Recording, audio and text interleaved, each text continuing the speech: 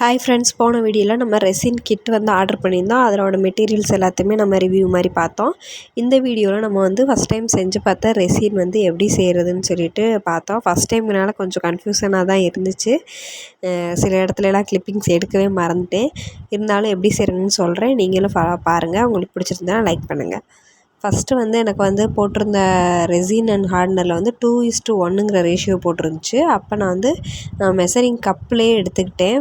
10 ml resin எடுத்துகிட்டு 5 ml hardener வந்து எடுத்துக்கிட்டேன். மெஷரிங் கப்லேயே மிக்ஸ் பண்ணிடலான்னு சொல்லிட்டு பிளான் பண்ணேன். பட் எனக்கு அது சரியாக வருமானு தோணலை.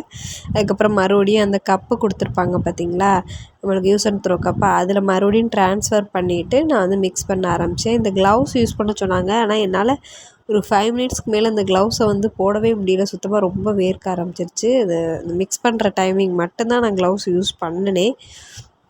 அதுக்கப்புறம் எதுவுமே நான் யூஸ் பண்ணலை. ஆனால் க்ளவுஸ் யூஸ் பண்ணி தான் பண்ணணும், அதான் பெஸ்ட்டு. கையில் எதுவும் பட்டுச்சுன்னா அலர்ஜி ஆகும் அந்த மாதிரி சொல்லியிருந்தாங்க.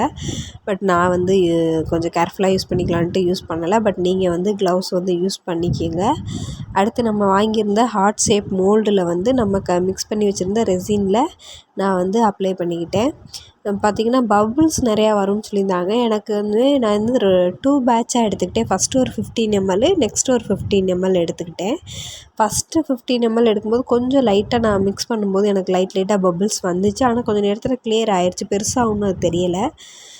நெக்ஸ்ட் டைம் வந்து ரொம்ப கொஞ்சம் ஸ்லோவாகவே பண்ணோம், பபுள்ஸ் எதுவும் இல்லை. நெக்ஸ்ட்டு பார்த்திங்கன்னா நம்மளுக்கு கொடுத்துருந்ததுலே ஸ்மைலி மாதிரி கொடுத்துருந்தாங்க. அந்த ஸ்மைலியை சுற்றி அந்த ஹார்ட் ஷேப்பில் வச்சுட்டு அதுக்கப்புறம் பார்த்திங்கன்னா நம்மளுக்கு ஸ்டிக்கரும் நம்மளுக்கு கொடுத்துருந்தாங்க, டிரான்ஸ்பரண்ட் ஸ்டிக்கரு.